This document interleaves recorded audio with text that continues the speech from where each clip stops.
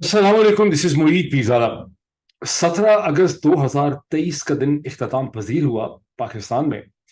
और जहां इस दिन की गुज़िश्ता 24 घंटे की जो डेवलपमेंट्स हैं, जो परेशान कुन भी हैं, जो तकलीफें भी हैं, उनका हम एक एनालिसिस करेंगे। मैं आपको याद करवाऊंगा कि 17 अगस्त 1988 को, आज से कमोबेश 35 बरस कबल, इसी दिन पाकिस्तान के उस वक़्त के स्याह और सफ़ेद के मालिक, पाकिस्तान के मिलिट्री डिक्टेटर जनाब जनरल मोहम्मद ज़ियाउल हक, एक त्यारे के हादसे में, जब बहावलपुर से वो त्यारा उठा तो उसमें वो जाँ बहक हुए। और उनके साथ उस वक़्त की टॉप मिलिट्री जो लीडरशिप थी, जिसमें उस वक़्त के डीजी आईएसआई भी शामिल थे, उनकी भी उसमें हलाकत हुई, वो भी जाँ बहक हुए। ये उस वक़्त हुआ जब ये लोग अमरीकी नए टैंक्स जो हैं वो इंडक्ट कर रहे थे पाकिस्तान आर्मी में। उसकी एक्सरसाइज, पता नहीं एब्राम्स टैंक थे, उसकी एक्सरसाइज देखने के लिए बहावलपुर के डेजर्ट में ये गए थे। The only senior army officer जिन्होंने उसमें सर्वाइव किया वो वाइस आर्मी चीफ थे, जनरल मिर्जा असलम बेग, जो गए तो शायद इनके साथ थे, लेकिन वापसी पे वो एक हेलीकॉप्टर में सवार हुए और यूं वो फिर बाद में पाकिस्तान के आर्मी चीफ बने और वो उस हादसे में सर्वाइव कर गए। अब इस हादसे के बारे में बड़ी स्पेकुलेशंस हैं। गुज़िश्ता कई बरसों में जब मैं इस्लामाबाद में रहा हूँ and I had the access, तो जनरल ज़ियाउल हक साहब की फैमिली के साथ और जनरल अब्दुल रहमान जो हैं उनकी फैमिली के साथ मुझे confidential, detailed, one on one जो है इस पूरे वाक़े को डिस्कस करने का मुझे मौका मिला। और मैं इसकी सिर्फ छोटी सी एक अहमियत आपको बताऊंगा। यूं तो पाकिस्तान की हुकूमत और अमेरिका की हुकूमत ने अपनी जो इन्वेस्टिगेशंस की, बिकॉज इस हादसे के अंदर अमेरिका के उस वक्त के एम्बेसडर और उनके जो मिलिट्री अटैचे थे, वो भी इसी हादसे में जनरल ज़ियाउल हक के साथ जाँ बहक हुए। और जनरल ज़ियाउल हक उनको अपने साथ लेकर गए थे ये मिलिट्री एक्सरसाइज देखने के लिए।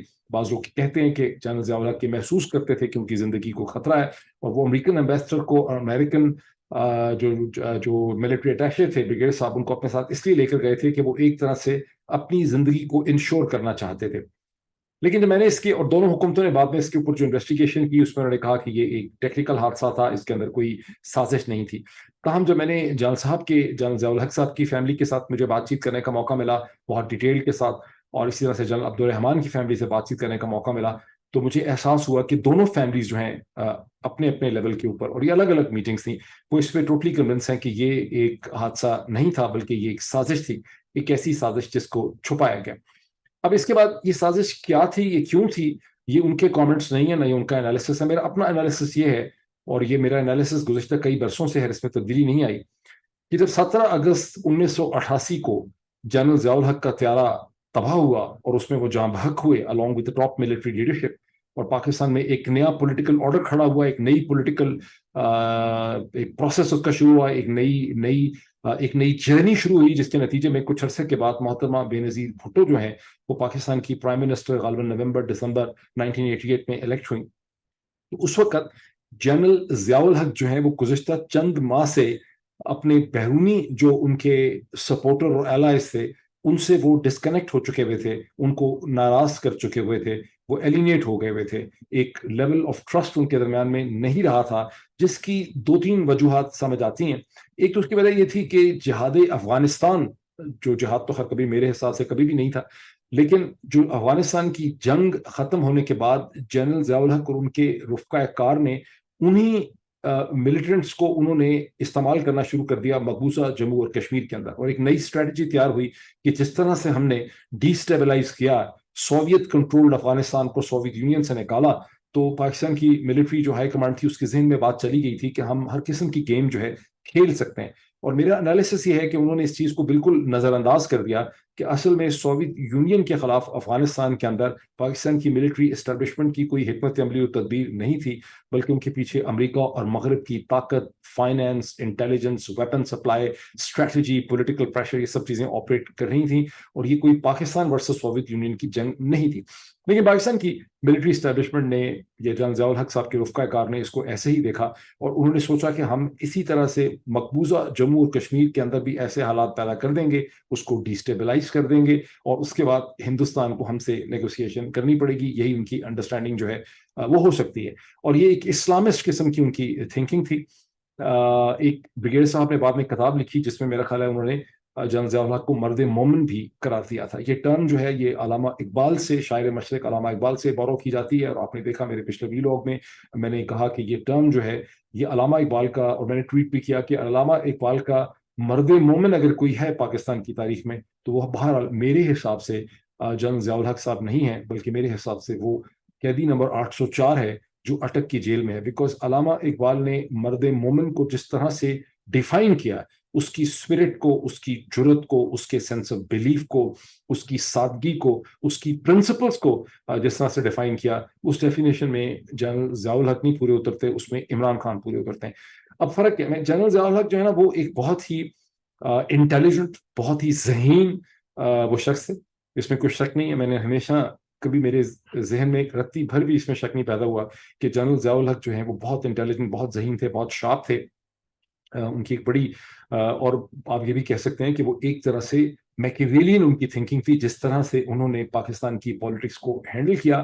اینڈ اسٹارٹنگ فرام 1997 میں جب انہوں نے کو کیا تو ذوالفقار علی بھٹو کے بعد اس کی ساری اپوزیشن کو فارغ کیا. ان کے اپنے جو ملٹری کے رفقائے کار ان کے ساتھ شروع میں آئے اور خیبر پختونخوا، پنجاب یا کراچی کے سندھ کے گورنر بنے، ان سب کو بھی انہوں نے چلتا کیا. اور بہت جلدی چند برسوں کے اندر وہ پورے سیاہ و سفید کے مالک بن کے شروع میں جو خاص کر کے خیبر پختونخوا کے جنرل فضل حق تھے وہ اکثر یہ ڈیمانڈ کرتے تھے کہ ہم اکٹھے آئے ہیں اکٹھے جائیں گے. لیکن ان کو بھی انہوں نے فارغ کیا. فارغ کرنے سے یہ مطلب نہیں کہ انہوں نے ان کو مار ڈالا، ان کو پاور کے پروسیس سے انہوں نے نکالا اور وہ سارے پاور کو انہوں نے ٹرانزیکشن کیا. تو he was a very smart man. اور عمران خان کے اندر اس قسم کی کوئی بھی جو اسٹریٹجک تھنکنگ ہے وہ نہیں پائی جاتی. عمران خان کے اندر جو تھنکنگ پائی جاتی ہے، یہ میرا قرض ہے جو میں نے پورا کرنا ہے آپ سے، کیونکہ 2 ویلاگس میں اس میں کر چکا ہوں جب سے میں نے کنٹروورشل کوسچن جو ہے وہ تھرو کیا تھا کہ عمران خان کی جو تھنکنگ ہے وہ سینس آف بلیف کے اندر ہے. عمران خان ایک رومانٹک کیریکٹر ہے جو سینس آف بلیف میں، سچائی میں، صداقت میں، پاکستان کے لوگوں کی ڈیسٹنی میں اور مسلمز کی ڈیسٹنی کے اندر بلیو کرتا ہے. لیکن اس کے پاس سینس آف بلیف تو ہے اس کے پاس، اور وہ یہ سمجھتا ہے کہ عوام کی طاقت، عوام کا شعور جو ہے جب عوام کو جگائے گا تو عوام اٹھ کھڑے ہوں گے اور عوام نے جو ہے فیصلہ کرنا ہے. اسے کئی دفعہ یہ کہا گیا کہ فیصلہ بین الاقوامی طاقتوں نے کرنا ہے، تمہیں کمپرومائز کرنے کی ضرورت ہے. یہ میں ذاتی طور پہ سے واقف ہوں. لیکن عمران خان کا بڑا کرٹ سا جواب یہ تھا کہ نہیں، فیصلہ جو ہے پاکستان نے اگر تاریخ کے پروسیس اور سفر میں آگے جانا ہے تو پھر پاکستان کے لوگوں کو پاکستان کے حوالے سے فیصلہ کرنے کا موقع ملنا چاہیے. عمران خان کے حوالے سے جو ڈسکشن ہے اس کو بہت ڈیٹیل سے میں اس کی تھوڑے سے آگے لے جاؤں گا، بیکاز میں جو دن کی ڈیولپمنٹس ہیں ان کو بھی کور کرنا چاہتا ہوں.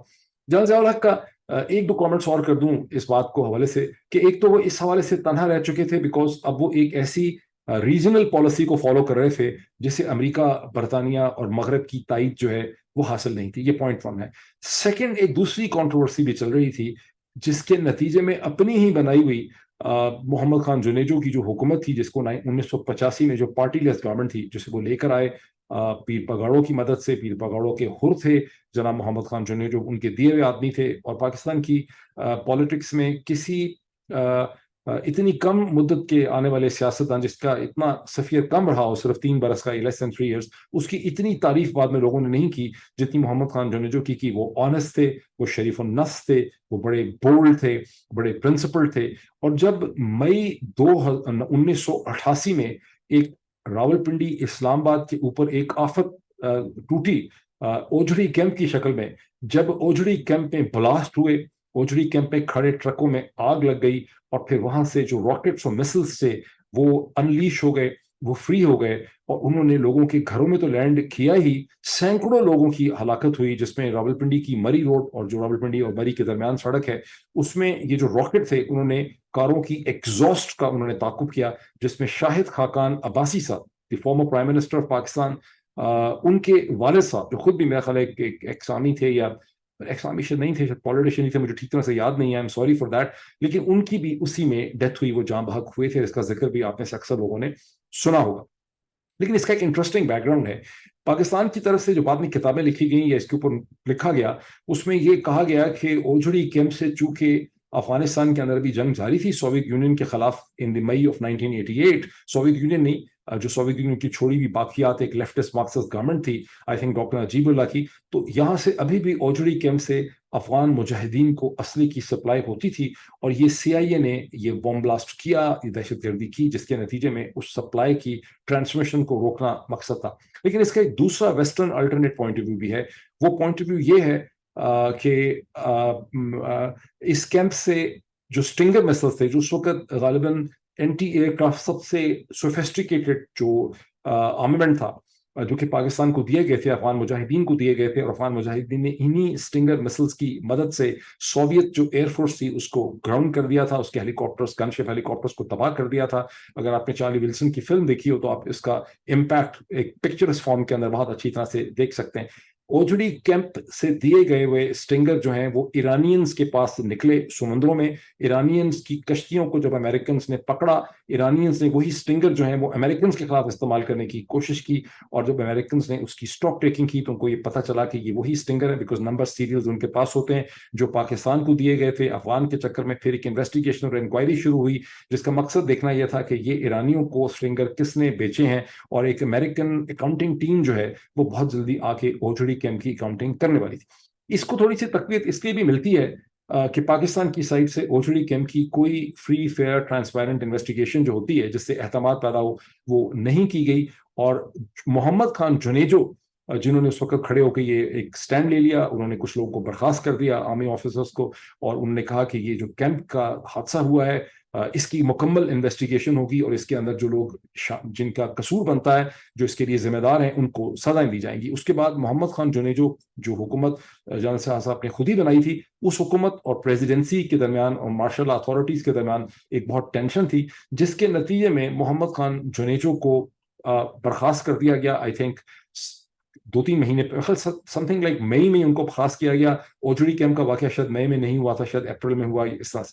تو بہرحال محمد خان جنیجو کی حکومت کو جنرل ضیاء الحق نے برخاست کر دیا۔ اس کے بعد ایک پولیٹیکل انالیسس یہ کہتا تھا کہ جنرل ضیاء الحق صاحب کے پاس کوئی مزید اسٹریٹجی باقی نہیں رہی تھی، بیکاز جو پاور سٹرکچر انہوں نے خود کھڑا کیا تھا اس کو اپنے ہاتھوں سے وہ ختم کر چکے تھے۔ یہ پاکستان کی تاریخ کے بہت اہم قسم کے چیپٹرز ہیں جو آج بھی بڑے ریلیونٹ ہیں سمجھنے کے لیے کہ اب اس وقت پاکستان کے اندر کیا ہو رہا ہے۔ اس سے پہلے جلال صاحب سٹارٹنگ فرام 1907 جولائی سے لے کے 88 تک تقریباً 11 برس اور چند مہینے یہ 1 مہینے حکومت کر چکے ہوئے تھے۔ یہ میں نے آپ کو ایک بیک گراؤنڈ اور کانٹیکس دے دیا ہے، اور یہ بیک گراؤنڈ اور کانٹیکس آج کے بھی جو بہت ہی پینفل اور مشکل قسم کی مرحلے ہیں پاکستانی پالیٹکس کے، ان کو سمجھنے میں آپ کو مدد کر سکتا ہے۔ میں نے آپ سے کہا کہ میرا قرض ہے کہ عمران خان کے بارے میں جو میں نے پچھلی ایک ویڈیو کی تھی جس آپ نے 2 اس کے حوالے سے کامنٹ کر چکا ہوں، لیکن پچھلی دفعہ چونکہ وہ جو اسپینش خاتون تھیں ان کے بہت اونچی آواز کی وجہ سے میں اس ڈائلاگ کو کمپلیٹ نہیں کر سکا، تو میں اسے بھی سمیٹنے کی کوشش کروں گا۔ یہ وہ آرگومنٹ ہے جہاں میرا 2 ویڈیوز پہلے میں نے یہ کہا تھا کہ تاریخ جو ہے وہ محض عوام کی تائید سے یا عوام کے جوش و خروش سے یا عوام کی سپورٹ سے موو نہیں کرتی، بلکہ اس کے اندر میکیبیلین پاور پالیٹکس بھی انوالو ہوتی ہے، اور کبھی ہسٹری صرف لوگوں کے پریشر سے موو نہیں کرتی، اس کے اندر حکمت عملی، اسٹریٹجی، وکٹنس جو ہے اس کے اندر ہوتی ہے، اور عمران خان جو ہیں ان کے اندر وہ وکٹنس نہیں ہے۔ اینڈ اچھا، اب یہ ڈیبیٹ اس لیے بہت امپورٹنٹ ہے کہ اس وقت پرزنر نمبر 804 عمران خان جس صورتحال میں ہے، اگر آپ سب لوگوں نے اور ہم نے مل کے کوئی حکمت عملی اختیار کرنی ہے، ہمیں ان کو اس صورتحال سے نکالنا ہے جو پاکستان کی تاریخ کو، پاکستان کی سیاست کو آگے چلانے کے لیے بہت ضروری ہے، بیکاز میں دیکھتا ہوں کہ اس وقت پاکستان میں حق اور باطل کے درمیان ایک جنگ ہو رہی ہے۔ ایک طرف تمام جو باطل کی تاریخ طاقتیں ہیں وہ اکٹھی ہو گئی ہیں، دوسری طرف ایک شخص ہے جس کے ساتھ وہ لوگ کھڑے ہیں جو ایک بہتر، صاف ستھرا، ایک ماڈریٹ ماڈرن پاکستان حاصل کرنا چاہتے ہیں۔ یہ وہ جھگڑا ہے، اور اس میں بین الاقوامی طاقتیں بھی اس میں ملی ہوئی ہیں۔ تو یہ جو ڈیبیٹ کے پوائنٹس اس کے بعد ہوں گے یہ اس لحاظ سے بہت زیادہ امپورٹنٹ ہوں گے۔ میں اس میں یہ بھی کہنا بہت ضروری سمجھتا ہوں کہ اس کو یہ مت سمجھیں کہ عمران خان خالی اس جیل ہی کی صورتحال میں ہے اور عدالت کوئی 3-4-5-6 دن میں جب 22 تاریخ کو سماعت ہوگی یا سپریم کورٹ ان کو آسانی سے چھڑا سکے گی، بیکاز اس کا کسی قانون کے ساتھ جس صورتحال میں وہ پھنسے ہوئے ہیں، میں تو اس میں بالکل کلیئر ہوں، اور اگر آپ لوگ اب تک ڈاٹ کنیکٹنگ کا پروسیس سیکھ گئے ہیں تو آپ بھی کلیئر ہوں گے کہ عمران خان کا جیل میں لینڈ کرنے کا تعلق کسی بھی قانونی نقطے، لیگل پروسیس یا کورٹ ایکشن کے ساتھ نہیں ہے۔ یہ ایک پیور پاور پالیٹکس ہے جس کے نتیجے میں عمران خان نے ایک جو کلیکشن آف پاورز ہیں، جو پاکستان کی پرماننٹ پاورز ہیں، جو پورا سسٹم ہے، اس کو انہوں نے چیلنج کر دیا ہوا ہے۔ چونکہ وہ سرنڈر نہیں کر رہے، چونکہ انہوں نے اس کے ساتھ کمپرومائز نہیں کیا، اس وجہ سے وہ یہاں پر قیدی نمبر 804 ہے۔ لیکن اس میں جو دوسری پوائنٹ ہے کہ 13 دن گزر چکے ہیں ان کو اس جیل کے اندر، اور ایک چیز ہوتی ہے جس کو ڈی سینسٹائزیشن کہتے ہیں سائیکالوجی کے اندر، یا دوسرا اس کو پولیٹیکل سائنس میں آپ کہتے ہیں کہ ایک انیبلنگ ایٹماسفیئر پیدا ہوتی ہے چیزوں کی، جس میں آپ چیزوں کو تسلیم کرنے لگ جاتے ہیں۔ एक्सेप्टेबिलिटी बढ़ जाती है। तो अब इमरान खान 13 दिन से जेल में, इसकी एक्सेप्टेबिलिटी बढ़ गई है कि वो जेल में ही है। अब उनका तकदीर, उनकी मुकद्दर जो है वो पाकिस्तान की इस्टेब्लिशमेंट और ताकतों के हाथ में है। और अब ये तो बात कंफर्म हो चुकी है कि एक दिन पहले फेडरल इन्वेस्टिगेशन एजेंसी की टीम, पहले ये अफवाह थी लेकिन अब हकीकत है कि FIA की टीम जो पहले ही एक साइफर की इंक्वायरी कर रही थी, अब वो इमरान खान के वहां पर भी इंक्वायरी करने के लिए कि साइफर कहाँ गुम हो गया, वहां पहुंची थी। इसकी सिग्निफिकेंस ये है कि यूं तो उनके ऊपर 2 कत्ल के भी मुकदमात हैं जो बड़े फ्लिमजी किस्म के हैं, लेकिन एक नया मुकदमा ऐसा भी खड़ा करने की कोशिश की जा रही है जिसमें गद्दारी वतन, ट्रीजन के साथ साथ सजाए मौत की सजा जो है वो भी एग्जिस्ट करती है। ये भी एक प्रेशर टैक्टिक है, लेकिन हालात आपको पता है कि मैं जो चीज कहना चाह रहा हूं, मुझे अल्फाज नहीं मिल रहे, कि चीजें एक स्लिपरी पाथ के ऊपर चलती हैं। बहुत सी चीजें मार्च अप्रैल 2022 में नामुमकिनात में से लगती थी, लेकिन अगस्त 2023 के अंदर वो चीजें आपके सामने हो चुकी हैं। हजारों लोगों का गिरफ्तार होना, सैकड़ों औरतों का गिरफ्तार होना, शहीद अरशद शरीफ का कत्ल होना, इमरान खान के ऊपर कातलाना हमला होना, बहुत से प्रोमिनेंट की जर्नलिस्ट को जिन्होंने कभी ख्वाब में भी नहीं सोचा था कि उनको पाकिस्तान से बाहर अपनी जान की हिफाजत करने के लिए दौड़ना पड़ेगा, उनको पाकिस्तान से बाहर दौड़ना पड़ा। पाकिस्तान का सिस्टम कोशिश कर रहा है कि उनके ट्विटर, उनके यूट्यूब, उनके फेसबुक को बंद करवा दे। अमेरिकी हुकूमत के साथ कंप्लेन्स, एक केस बनाया जा रहा है पाकिस्तान में। ये वो सब चीजें हैं। जिस तरह से सहाफ़ियों को उठा के नंगा करके मारा गया, जमील फारूकी जिनको हम अक्सर भूल जाते हैं, शहबाज गिल के साथ जो कुछ हुआ, और तकरीबन एक दिन के बाद, 2 दिन के बाद, मेरा ख्याल है 20 तारीख को, 20 अगस्त को 100 दिन हो जाएंगे इमरान रियाज की गुमशुदगी को। तो ये वो सब चीजें हैं जो एक स्लिपरी पाथ के ऊपर इन्होंने ये डेवलप हुई। ये अप्रैल 2022 में मैं तो कम से कम इमेजिन नहीं कर सकता था कि इस किस्म का पाकिस्तान इमर्ज करेगा। आई एम श्योर कि आप में से भी बहुत से लोग ये इमेजिन नहीं कर सकते थे कि ये सिचुएशन किस तरह की शक्ल इख्तियार करेगी। तो इसी तरह से कि जो कैदी नंबर 804 है, इसके बारे में अब एक एक्सेप्टेबिलिटी हो गई है कि इसके बारे में कुछ भी किया जा सकता है, तो इसकी कोई लिमिट नहीं है आगे। ये आपके लिए समझना बहुत जरूरी है। तो जो मैं कहूंगा उसको थोड़ा सा सीरियसली उस हवाले से लें। पहले दिन की डेवलपमेंट्स को देख लेते हैं कि before we come back to Imran Khan. Election commission Pakistan ने डिलिमिटेशन एक्सरसाइजेस का शुरू कर दिए, और उसके साथ ही कम से कम हेडलाइन टेलीविजन चैनल लगा दी है कि ECP ने निकाल के कह दिया है कि इलेक्शन तो नवंबर में नहीं हो सकेंगे और हमें कम से कम 4-5 महीने चाहिए डिलिमिटेशन एक्सरसाइज को मुकम्मल करने के लिए, और दिसंबर के आखिर में जाके ये एक्सरसाइज जो है कहीं कंप्लीट होगी। इसके साथ ही ये खबर भी आ रही है कि इलेक्शन कमीशन ने जो निशान होते हैं सियासी जमातों के, उसमें तहरीक इंसाफ के बल्ले का जो सिंबल है उसको निकाल दिया उन्होंने। और जब ये चीज़ इमरान खान साहब को बताई गई, जब उनसे उमैर नियाजी साहब ने मुलाकात की, तो इमरान खान साहब ने उनसे ये कहा कि फ़र्क नहीं पड़ता, और लोग जो हैं जब हम लोगों को जिस निशान पे कहेंगे लोग उसी पे निशान लगाएंगे और इससे परेशान ना हो। ये वो गलत कह रहे हैं। असल में ये वो टेक्निकल किस्म की चीज़ें हैं जिसके मैं बार बार इशारा करता हूँ। इस पे इनको बहुत लड़ने की ज़रूरत है, बिकॉज जो कॉमन आदमी होता है उसके जहन के अंदर एक मेंटल इनर्शिया होता है। जब आप एक पार्टी का निशान उससे छीन लेते हैं और आपको एक हफ्ता या 10 दिन पहले एक नया निशान मिलता है, तो लोग उसको बिल्कुल एब्जॉर्ब नहीं कर सकते कि अब उन्होंने एप्पल के ऊपर निशान लगाना है, या उन्होंने केले पे ऊपर निशान लगाना है, उन्होंने गाड़ी के ऊपर निशान लगाना है, बस पे निशान लगाना है, तीर पे निशान लगाना है, किस चीज पे निशान लगाना है। निशान बड़े इंपॉर्टेंट होते हैं। जब लोग इस तरह की बातें करते हैं जैसे कि इमरान खान साहब ने कर दी है, ये बहुत से और लोग भी आप में से सोचते होंगे, तो बेसिकली तौर पे वो सिर्फ अपने एक लेंस से हकीकत को देख रहे होते हैं। उनको ये अंदाजा नहीं है कि जो इतनी फैली हुई 200 मिलियन प्लस की आवाम है, वो कितने डिफरेंट किस्म के मेंटल और जहनी लेवल्स के ऊपर एग्जिस्ट करती। तो ये कि वो सिंबल अगर ना मिले तहरीक इंसाफ को बल्ले का, तो ये कोई छोटी मोटी साजिश नहीं है, ये एक बहुत बड़ी इसमें गेम है, जिस तरह की और बहुत सी चीजों की गेम। इलेक्शन कमीशन एक स्केड्यूल उसने दे दिया है कि उसकी डिलिमिटेशन एक्सरसाइजेस कैसे मूव करेंगी, जिसमें मैप्स की बात हो रही है, डिस्ट्रिक्ट्स की जो मौजूदा हल्का है, जो उनकी शक्ल है डिस्ट्रिक्ट्स की पूरे पाकिस्तान में, उनको 17 अगस्त को फ्रीज कर दिया जाएगा। फिर नए मैप बनेंगे, फिर कंसल्टेशन होगी, फिर उस कंसल्टेशन के ड्राफ्ट्स आएंगे, फिर उसके बाद ऑब्जेक्शन करेंगे लोग। फिर इलेक्शन कमीशन ने वक्त दिया है जिस टाइम पीरियड के अंदर वो उन ऑब्जेक्शन को एड्रेस करेगा, फिर वो वक्त और वो टाइम लाइन और डेड लाइन खत्म हो जाएगी ऑब्जेक्शन की। अब इसकी अहमियत क्या है? इसकी और भी बहुत सी अहमियत है। इसकी एक बहुत बड़ी अहमियत यह है कि बहुत बड़ी ऐसी एक्सरसाइज होगी जिसका अपना मोमेंटम होगा, जो बहुत बड़ी सियासी जमातों को और उनके लोगों को और वकला को इन्वॉल्व करेगी। उसकी अपनी एक रिपोर्टिंग होगी, और उसके अंदर से एक बहुत ज़्यादा एक नई इन्वॉल्वमेंट, एक नया नैरेटिव जो है शेप करेगा, जो बहुत से पिछले नैरेटिव्स जिनकी हम बात करते हैं उनको एब्जॉर्ब कर लेगा। वो उसके अंदर दफन हो जाएंगे, वो एक स्पॉन्ज की तरह उनको एब्जॉर्ब करता चला जाएगा, और एक नई कहानी जनरेट होगी। Politics is actually about a story. फिर आ जाती है कि अभी तक सिर्फ लोग ये समझ रहे हैं कि ये जो डिलिमिटेशन की एक्सरसाइज है ये महज الیکشن کو ڈیلے کرنے کی کہانی، ہرگز نہیں. اس کے اندر جیری مینڈرنگ کا ایلیمنٹ ہوگا، بیکاز جب آپ ڈسٹرکٹس کو ریڈیفائن کریں گے تو جس طرح سے مئی 9 کے ذریعے پاکستانی پالیٹکس کو کنٹرول کر لیا گیا، اور اب پی ٹی آئی اور عمران خان کے لیے ممکن نہیں رہا مئی 9 کے بعد کہ وہ ریلیز نکالیں، جلسے کریں، لوگ سڑکوں پہ نکلیں، پوری کہانی بدل دی گئی، اور جو کانسٹیٹیوشنل آرکیٹیکچر تھا پاکستان کی عدالتوں کا اس کو توڑ پھوڑ دیا گیا.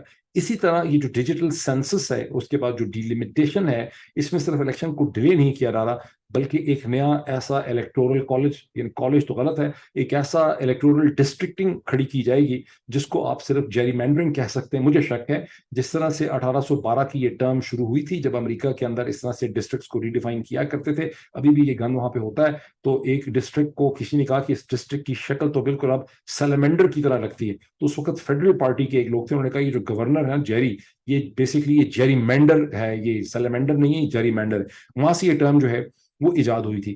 تو ابھی تک میں دیکھ رہا ہوں کہ لوگ اس کو سمجھ نہیں رہے کہ یہاں پہ کس قسم کی جیری مینڈرنگ جو ہے وہ ہوگی.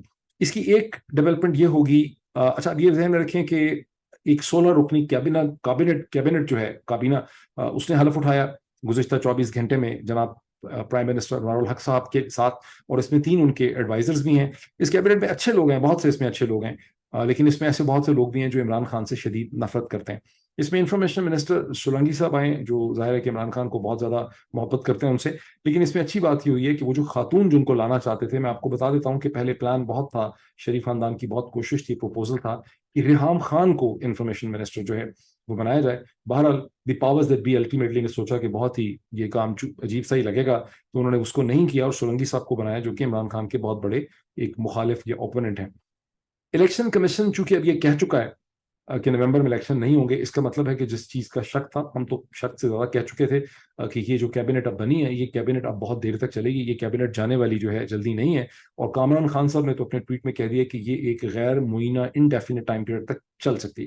یہاں پہ اب ایک کانفلکٹ یہ پیدا ہوگا کہ امریکن جو اسٹیٹ ڈپارٹمنٹ ہے وہ یہ تو بڑی جلدی ایکسیپٹ کر لے گا ان کی بات کہ یہ ابھی الیکشن نہیں ہو سکتے بیکاز کانسٹیٹیوشنل مسئلہ پیدا ہو گیا ہے، ڈیلیمیٹیشن ہے، کونسل آف کامن انٹرسٹ نے کہہ دیا. حالانکہ اصل حقیقت یہ ہے کہ یہ سارا کا سارا ایک ڈرامہ کھڑا کیا گیا ہے، جیسا کہ میں نے آپ کو ایک دن پہلے بتایا تھا کہ ابھی تک سپریم کورٹ نے اس پٹیشن کو میرا خیال ہے ایڈمٹ ہی نہیں کیا جو سپریم کورٹ بار ایسوسی ایشن ان کے سامنے رکھی ہے، جس میں بہت زبردست کانسٹیٹیوشنل طریقے سے ایکسپلین کیا گیا ہے کہ یہ سارا کا سارا ایک ڈرامہ ہے، یہ گیم کھیلی جا رہی ہے، اور اصل میں جو کانسٹیٹیوشنل آبلیگیشن ای سی پی کی ہے انڈر آرٹیکل 224 جو پیراماؤنٹ ہے اور آل ادر کنسیڈریشنز، وہ ہے کہ آپ نے 90 دن کے اندر انتخابات کروانے. اور ساری سینس ہی کانسٹیٹیوشن کی یہ ہے، یہ ڈیلیمیٹیشن درمیان میں زبردستی ڈالی گئی ہے.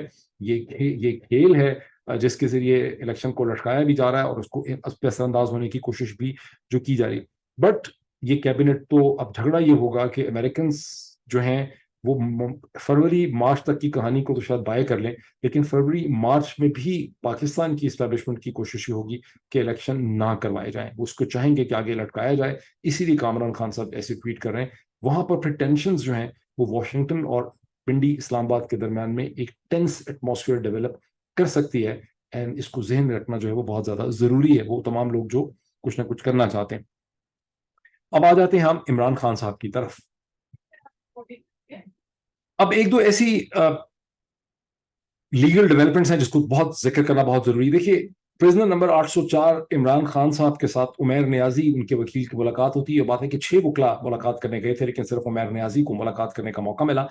اب کچھ لوگ اس کو تھوڑا سا حیرانگی سے دیکھتے ہیں کہ ان کی اہلیہ جو ہیں بشرا بی بی، ان کو تو 2 دفعہ ملاقات کا موقع ملا ہے، لیکن ان کے وکیل جن کو فنکشنل اور پروفیشنل ریکوائرمنٹ ہے بیکاز تقریباً 180 سے 200 کے درمیان کیسز ہیں اور ہر قسم کے چھوٹے چھوٹے فیکٹس ڈفرینٹ ہوتے ہیں اور وکیل اور ٹیمز بھی ڈفرینٹ ہوتی ہیں، جن کو وہ سوال پوچھنے تھے لیکن عمران خان صاحب کو وکلا سے ٹھیک طرح سے ملنے نہیں دیا جا رہا، جس کی وجہ سے ایک ویسے ہی کم مسائل ان کے لیے نہیں ہے لیکن مسائل اور بڑھتے چلے جا رہے ہیں. 20 سے زیادہ کیسز میں ان کی بیل جو ہے وہ ریجیکٹ ہو چکی ہے، جو ان کی پری اریسٹ بیل تھی، اور باقی جگہوں پہ بھی وہ ریجیکٹ ہو رہی ہیں. اور اب ایک کیس ان کا، اچھا ایک چیز کا میں تھوڑا سا کلیریفائی کر دوں جو کو آپ سب کے ذہنوں میں بہت اس کا خوف بھی ہے اور نیچرل خوف ہے، صحیح خوف ہے، کہ یہ ایف آئی اے والا جو کیس ہے ٹریزن کے حوالے سے بن سکتا ہے، سائفر کا، جس میں سزائے موت کی سزا رکھی جا سکتی ہے، جس میں ٹریزن کا ایلیمنٹ ہے. اس میں ذہن میں یہ رکھیے کہ یہ بڑا کمزور کیس ہے، ابھی تک اس پہ کسی نے کامنٹ نہیں کیا. یہ کمزور کیس کیوں ہے؟ یہ کمزور کیس اس لیے ہے کہ جو انٹرسیپٹ کی سٹوری چھپی تھی 9 اگست 2023 کو، اس میں کوئی امیج اور عکس نہیں ہے سائفر کا، اور سائفر کی کاپیاں تھیں بے تحاشا. अगर साइफर की एक कॉपी प्राइम मिनिस्टर ऑफिस आई थी तो साइफर की एक कॉपी फॉरेन मिनिस्टर के पास भी थी, साइफर की एक कॉपी फॉरेन सेक्रेटरी के पास भी थी, साइफर की एक कॉपी आर्मी चीफ के पास भी थी, साइफर की एक कॉपी DGISI को भी गई, साइफर की एक कॉपी जो है वो chairman joint chief of staff के पास भी गई, और इमरान खान साहब ने उसकी कॉपियां जो थी वो आगे भेजी। इसकी बड़ी इंपॉर्टेंस है, पहले सुने फिर आपको पता चलेगा इसकी इंपॉर्टेंस क्या है। इमरान खान ने उसकी कॉपी प्रेसिडेंसी को भी भेजी, चेयरमैन सेनेट को भी भेजी, ऑपोजिशन के लीडर्स को भी भेजी देखने के लिए। उसकी कॉपी जो है उन्होंने बहुत सी जगहों पे प्रेसिडेंसी के अलावा उन्होंने chief justice supreme court of Pakistan को भी भेजी। तो जाहिर है जो साइफर की कॉपियां बनी, और कॉपियां जो हैं वो एक सर्टन तरीके से, जो कॉन्फिडेंशियल तरीका होता है उस तरीके से पहुंची। अब आप सोच रहे होंगे कि भाई लेकिन ये तो इमरान खान वाली कॉपी जो है ये कहते हैं कि गुम हो गई। इसकी कोई इंपॉर्टेंस इसलिए नहीं है कि इंटरसेप्ट ने साइफर पब्लिश नहीं किया, उसका इमेज उन्होंने नहीं लगाया, उन्होंने साइफर के कंटेंट्स पब्लिश किए हैं। आप जाके दोबारा इंटरसेप्ट की 9 अगस्त 2023 की पूरी स्टोरी पढ़ें, इट्स अ मार्वेलस स्टोरी। लेकिन उसके नीचे एक डिफरेंट फॉन्ट में, पूरी स्टोरी से फॉन्ट हटा के उन्होंने साइफर के सारे कंटेंट और सारा जो भेजा था उस वक्त के एम्बेसडर असद मजीद साहब ने, वो उन्होंने वहां पे प्रिंट किया, पब्लिश किया। उसके ऊपर उन्होंने एक नोट भी लिखा। उन्होंने कहा कि हम एक्चुअल कॉपी नहीं रख रहे क्योंकि, और हमने इसके कंटेंट्स में भी थोड़ी सी ग्रामर मिस्टेक्स वगैरह करेक्ट कर दी हैं। उन्होंने एग्जांपल दी कि अगर आप एक्चुअल मिस्टेक्स के साथ डॉक्यूमेंट को रख देते हैं तो इलॉन मस्क जो हैं उन्होंने एक तरीका निकाला। Elon Musk the founder of the Tesla, जो आप ट्विटर को ओन करते हैं, जिसको वो वाटर मार्किंग कहते हैं, कि अगर एक डॉक्यूमेंट्स की इंट्रिंसिक मिस्टेक्स को भी आप पकड़ लें तो वो आप उस डॉक्यूमेंट को ट्रैक कर सकते हैं कि इस डॉक्यूमेंट को किसने लीक किया है। और वो ट्विटर के अंदर चूंकि उनको लीक प्रॉब्लम था, उन्होंने ये फॉर्मूला वहां से निकाला है जहां ट्विटर की टीम उनके खिलाफ एक रिवॉल्ट करती। तो ये जो डॉक्यूमेंट वहां पे पड़ा हुआ है उसके सिर्फ कंटेंट्स पड़े हैं, और जब आप देखते हैं कि उसकी 5-6 तो ओरिजिनल कॉपी बनी थी और 5-6-7-8 उसकी इमरान खान ने और कॉपियां बना दी, तो कंटेंट उसके फिर कहीं से भी इंटरसेप्ट के पास पहुंच सकते हैं। और इंटरसेप्ट तो कहता है कि उसको एक मिलिट्री ऑफिसर ने उसकी, तो बेसिकली इंटरसेप्ट, और अब पाकिस्तान की FIA इंटरसेप्ट को इंटरव्यू तो कर नहीं सकेगी, और ना ही intercept being an American registered media organisation कभी भी FIA को बताएगा कि उसको किस मिलिट्री ऑफिसर से किस तरह की कॉपी मिली। तो वो जो कॉपी की एविडेंस है इंटरसेप्ट के पास, वो कभी FIA के रिकॉर्ड में नहीं आ सकेगी। तो from my logical analysis FIA के केस बहुत ही कमजोर और बोगस केस है। ये और बात है कि पाकिस्तान में तो फिर आप किसी को भी कत्ल के ऊपर डाल दें। आप, मैंने तो कहा कि बिल्ली के कत्ल में कॉकरोच को रेप करने के ऊपर भी पाकिस्तान में केस बन सकता है, वो तो एक अलग बात है। लेकिन केस दर हकीकत लॉजिकली बहुत ही कमजोर केस है। इसको आप आपस में डिस्कस करके भी इसका एनालिसिस आप कर सकते हैं। अब इस्लामाबाद हाईकोर्ट के चीफ जस्टिस ने समाअत करनी थी 17 अगस्त को इमरान खान साहब की उस रिक्वेस्ट की। और बड़ी मासूम सी रिक्वेस्ट है कि जिस तरह से एक्चुअल ऑर्डर हुआ था सेशन कोर्ट का कि उनको अडयाला जेल रावलपिंडी में रखना है, उनको अटक से अडयाला जेल में शिफ्ट किया है। लेकिन बदकिस्मती से चीफ जस्टिस इस्लामाबाद हाईकोर्ट जनाब आमिर फारूक साहब बीमार हो गए। अब लोग ये नोट कर रहे हैं कि इससे पहले भी 1-2 दफा ऐसा हुआ है कि जब कोई इंपॉर्टेंट उनके सामने समाअत होनी थी तो वो बीमार हो गए। और लोग ये नोट करते हैं कि डेथ सेल के अंदर तो है इमरान खान, वो तो बीमार नहीं हुआ, खाना भी उसको खिला रहे हैं जेल वाले, और जो उसके हालात हैं वो बीमार नहीं हुआ। लेकिन चीफ जस्टिस साहब बदकिस्मती से 2 दफा इस टाइम पीरियड में बीमार हो चुके हैं, which actually raises the question कि अगस्त 22 को जो इंपॉर्टेंट हियरिंग है इस्लामाबाद हाई कोर्ट में, जहां चीफ जस्टिस साहब ने वो पिटीशन सुननी है जहां इमरान खान के वकला ने कहा है कि जो डिसीजन था सेशन कोर्ट का वो फ्लॉड है और उसे आप क्वाश करें, उसे सस्पेंड करें। और चीफ जस्टिस उसको क्या सुनते हैं, उस दिन क्या होता है 22 अगस्त को, ये देखना पड़ेगा। और ये कि 5 अगस्त का ये फैसला है, 22 अगस्त को भी अगर ये नहीं सुना जाता, और इसको वो किसी, और उनसे ये भी रिक्वेस्ट की जा रही है कि किसी और जज साहब को दे दें, बाबर सत्तार साहब को दे दें, किसी को दे दें, लेकिन वो उसको दे नहीं रहे, अपने पास ही रख रहे हैं। तो ये भी कुछ डेवलपमेंट्स हैं जो मैंने आपके सामने मैं ले आऊं। अब आ जाती है सिचुएशन कि जो मैंने प्रिंसिपल क्वेश्चन आपके ऊपर छोड़ा था, जिसके ऊपर बहुत ज्यादा ले दे हो चुकी है। अब आते हैं तदबीर और फेथ के दरमियान जो कॉन्फ्लिक्ट है। जब आज के दिन में उमैर नियाजी साहब ने, जो वकील हैं, इमरान खान साहब से मुलाकात की, तो इमरान खान साहब ने उनको बहुत से मैसेजेस दिए। एक मैसेज उन्होंने उनको शंदाना गुलजार और शहर राफीदी के लिए दिया। फिर वो जितने लोग अभी तक गिरफ्तार हैं, जिसमें जिसमें डॉक्टर यास्मीन राशिद हैं, सनम जावेद हैं, उन सब के लिए उन्होंने कहा, मैसेजेस दिए। और उमैर नियाजी ये बताते हैं कि इमरान खान बहुत एक्टिव थे, हशाश पिशाश थे, अपने यूएन स्टाइल में थे। उन्होंने उनको कहा कि प्रिजन की वही कंडीशंस हैं जो पहले उन्होंने बताई, कोई फर्क उसमें नहीं पड़ा, वही एक ओपन टॉयलेट है, बाल्टी है, लोटा है, लेकिन उससे उनको कोई फर्क नहीं पड़ता।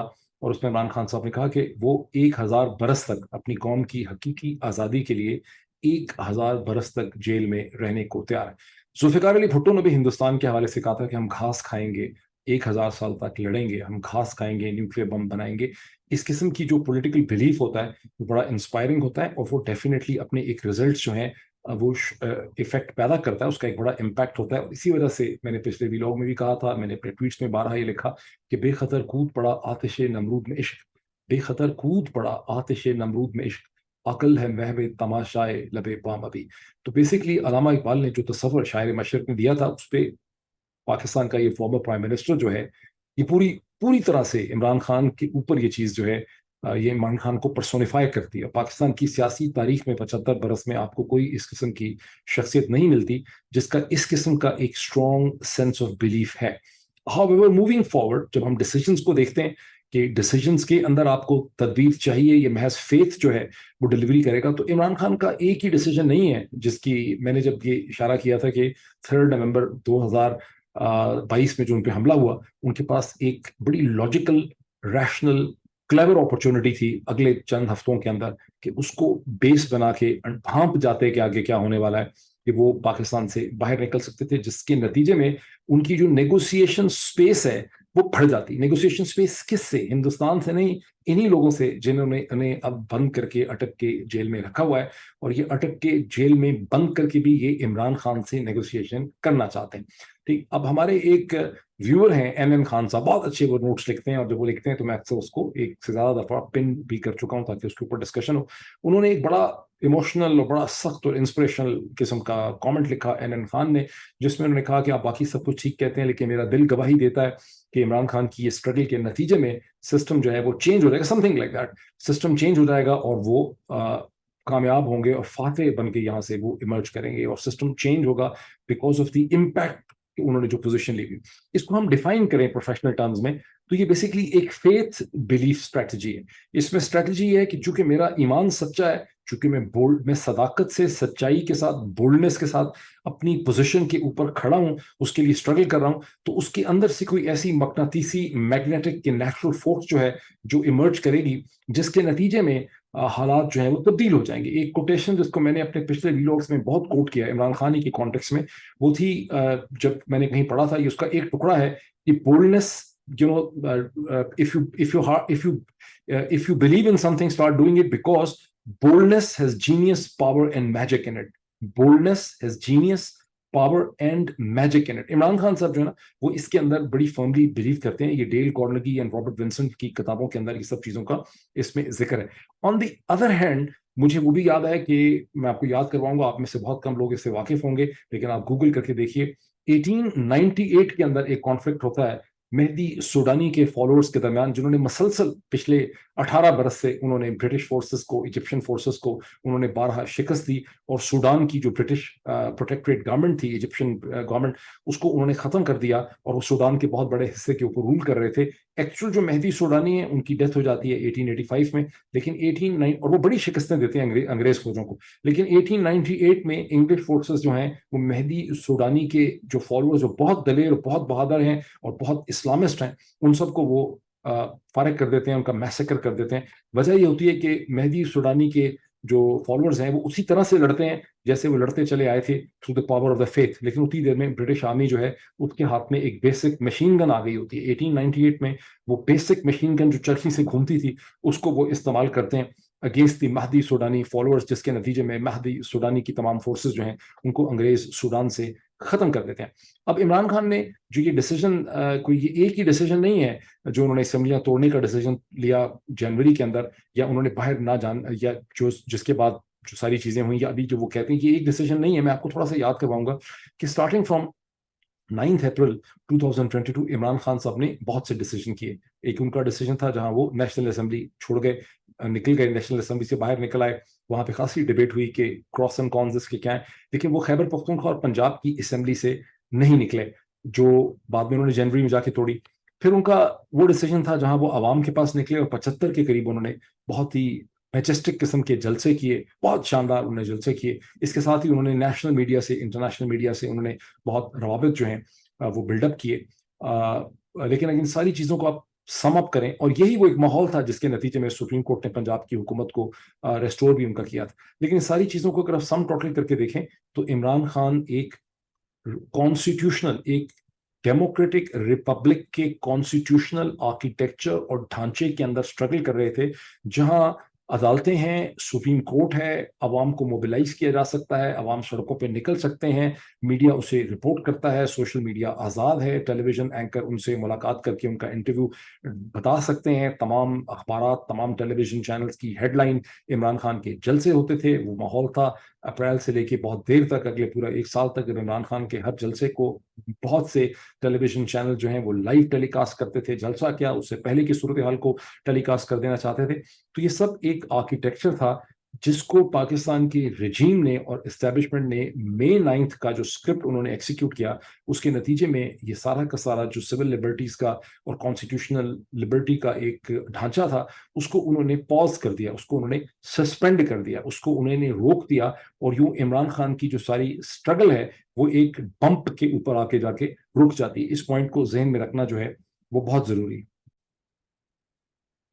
अब आप सब लोगों ने एक डिबेट सुनी होगी कि arrange marriage versus love marriage. Arrange marriages बड़ी कामयाब भी नहीं है, अरेंज मैरिजेस बहुत नाकाम भी होती हैं, बड़ी तकलीफ दे और पेनफुल हो जाती हैं लोगों के लिए। लव मैरिजेस बड़ी कामयाब भी होती हैं, लव मैरिजेस फेल भी हो जाती हैं। इससे ही पता चलता है कि जो प्रिंसिपल डिसीजन है कि आपने अरेंज शादी करनी है माँ बाप की मर्जी से ब्लाइंडली, या आपने अपनी चाहत से लव मैरिज करनी है, कि वो पहला जो प्रिंसिपल डिसीजन है, इसी के ऊपर सब चीज़ों का दारो मदार नहीं है। इसके आगे भी दर्जनों सैकड़ों किस्म के डिसीजंस आपको गालिबन हर दिन, हर हफ्ते, हर महीने लेने होते हैं अपनी शादी को या अपने रिलेशनशिप को ठीक रखने के लिए। तो मैंने एग्जाम्पल के तौर पे ये कहा था, मैं चाहता था एक डिबेट स्टिमुलेट हो कि तदबीर भी चाहिए, स्ट्रेटेजी भी चाहिए। और उसमें मैंने एक ऐसा पॉइंट अब जानबूझ के कहा जहां इमरान खान के पास कैमोफ्लाज करने का बहुत चांस था। नॉट डेट के कैमोफ्लाज को आपने डिक्लेयर करना होता है कि जब वो जख्मी हो गए, उन पर कातलाना हमला हुआ, उसके अगले 4-6 हफ्ते में उनकी स्ट्रेटजी में अगर होता कि मैंने कैसे इसको फाइट करना है। लेकिन इमरान खान ने उसको इस तरह से फाइट किया कि बावजूद जख्मी हालत में उन्होंने एक लॉन्ग मार्च की, और उन्होंने जो उस वक्त आर्मी चीफ शरीफ साहब लगाना चाहते थे, नवाज शरीफ, जनरल आसिम मुनीर, उनकी अपॉइंटमेंट को रोकने के लिए उन्होंने, जब उन्होंने कहा कि मेरिट पे होनी चाहिए, तो वो दर हकीकत आसिम मुनीर की अपॉइंटमेंट को रोकना चाहते थे। और उनकी असेसमेंट ये थी कि कोई भी और अगर आर्मी चीफ लग जाएगा, कोई भी हो सकता है, 1 2 3, उसके बाद जनरल अजहर थे, शमशाद थे जो चेयरमैन जॉइंट चीफ ऑफ, तो वो उन्होंने ये असेस किया इमरान खान ने कि सूरत हाल डिफरेंट होगी। और अगर आसिम मुनीर को, उनको पूरा अंदाजा था कि अगर जनरल आसिम मुनीर को नवाज शरीफ ने चीफ अपॉइंट कर दिया तो सिचुएशन बहुत ज्यादा डिफिकल्ट होगी। ये वो गैम्बल थी जिसमें वो कामयाब उस स्टेज के ऊपर नहीं हो सके। ये एक पॉइंट ध्यान रखिए। फिर ये ध्यान रखिए कि एक वो भी स्टेज आई जब जनरल बाजवा आर्मी चीफ थे, और जनरल बाजवा के साथ इमरान खान ने एक मुलाकात की जिसको उन्होंने बाद में एडमिट किया समवेयर बिफोर दी नवंबर 2022। और उस वक्त वो खबर लीक हुई थी कि जनरल इमरान खान ये चाहते हैं, उन्होंने ये कहा है कि जनरल बाजवा ही अगर कंटिन्यू कर लें इलेक्शन तक, वो भी उनकी एक स्ट्रैटेजी थी जिसमें वो कामयाब नहीं हो सके। तो आप ये नहीं कह सकते कि इमरान खान बगैर स्ट्रैटेजी के चले। मेरा आर्गुमेंट फिर वो है कि इमरान खान पूरी सिचुएशन को ठीक तरह से समझ नहीं सके।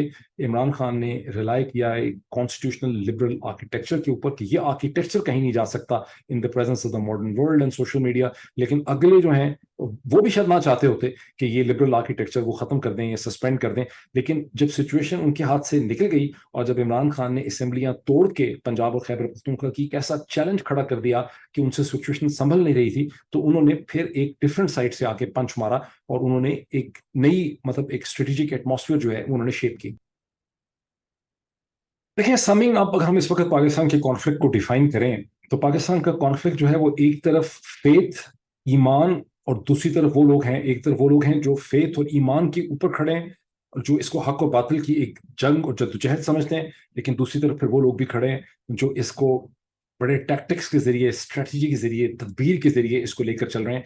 जैसे मई 9 तदबीर है काउंसिल ऑफ कॉमन इंटरेस्ट को एडमिट कर लेना, डिजिटल सेंसस को, ये एक तदबीर है। बहाने ढूंढे जा रहे हैं पार्टी का अगर आप सिंबल खत्म कर देते हैं बैट का, ये एक तदबीर है। तो जो लोग इस स्टेज के ऊपर, माना इसमें कोई शक नहीं है कि इमरान खान मौत से नहीं घबराते, और इमरान खान जो है वो अपने आप को हो सकता है एक विन विन सिचुएशन में देखते हैं। इमरान खान जिंदगी में सब कुछ हासिल कर चुके हैं जो एक इंसान हासिल कर सकता है। اور وہ کھڑے ہیں اس اصول کے اوپر کہ اصول کی طاقت سے ہی جو ہے فتح ملے گی، حق کو فتح ملے گی. میں یہ سمجھتا ہوں کہ حق کو، فیتھ کو جو بلیف ہوتا ہے اس کو تدبیر بھی چاہیے ہوتی ہے، وہ تدبیر مسلسل تبدیل ہوتی رہتی ہے سچویشن میں. خالی آپ اپنی ہسٹری کو نہ دیکھیں، جب ایلون مسک نے $44 بلین کا ٹویٹر خریدا جو کہ پرائز بہت زیادہ تھی، تو پھر اس کے بعد یہ فیتھ تھا کہ میں ٹویٹر کو استعمال کروں گا. اور اب آپ نے دیکھا کہ اس نے ٹویٹر کی شکل بدل دی ہے، جس طرح سے ٹویٹر کو مانیٹائز کر رہا ہے، ایڈورٹائزمنٹ لے کے آ رہا ہے. سینکڑوں ہزاروں لوگوں نے ٹویٹر سے پیسے بنانے شروع کر دیے ہیں، ہزاروں ڈالر ہر مہینے میں.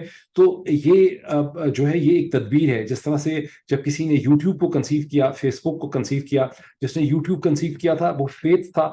آج سوری آج 2 بلین سے زیادہ لوگ یوٹیوب کے اوپر بیٹھے ہوئے ہیں، شاید 4 بلین سے زیادہ لوگ جو ہیں فیس بک کے اوپر بیٹھے ہوئے ہیں. لیکن جب یہ چیزیں بنی ہیں تو یہ فیتھ تھا، یہ انسپریشن تھی، آگے ٹوٹل بلائنڈنس تھی، آگے کوئی راہ متعین تو نہیں تھی. تو یہ یوٹیوب، فیس بک، انسٹاگرام، ٹک ٹاک، مائکروسافٹ، ٹویٹر جو ہیں، یہ سب فیتھ کی ایگزامپلس ہیں. یہ جو ایلون مسک نے ایک اسٹار لنک کنیکشن دینا شروع کر دیا ہے پورے نارتھ امریکہ میں، یہ بھی فیتھ ہے. لیکن کیا اس فیتھ کے آگے تدبیر نہیں ہے، اسٹریٹجی نہیں ہے؟ کہ خود عمران خان صاحب نے مختلف اسٹریٹجیز اختیار نہیں کی جو کامیاب نہیں ہو سکی. تو یہ ایک سم ٹوٹل انالیسس ہے. میرا خیال خاصا میں نے اس کو اچھا ایکسپلین کر دیا. تو جو لوگ عمران خان کی مدد کرنا چاہتے ہیں اسٹیج پہ، پہلی چیز ان کو یہ ڈٹرمن کرنی ہے کہ اصل ایشو کیا ہے ان بین الاقوامی طاقتوں کا، جنہوں نے، یہ کوئی غصہ نہیں ہے کہ مطلب چلے گئے ماسکو تو وہ غصہ ہی نہیں ٹھنڈا ہو رہا، یہ عمران خان نے ایبسولوٹلی ناٹ کہہ دیا تھا. یہ بچوں والی باتیں. گریٹ پاورز اس طرح سے نہیں چلتی. گریٹ پاورز کے انٹرسٹ ہوتے ہیں، ان انٹرسٹ کو سمجھنے کی ضرورت ہے. عمران خان کو ہٹاتے وقت بہت سے ایکسکیوزز جانب باجوہ نے شیپ کیے پروپیگنڈا مشین سے.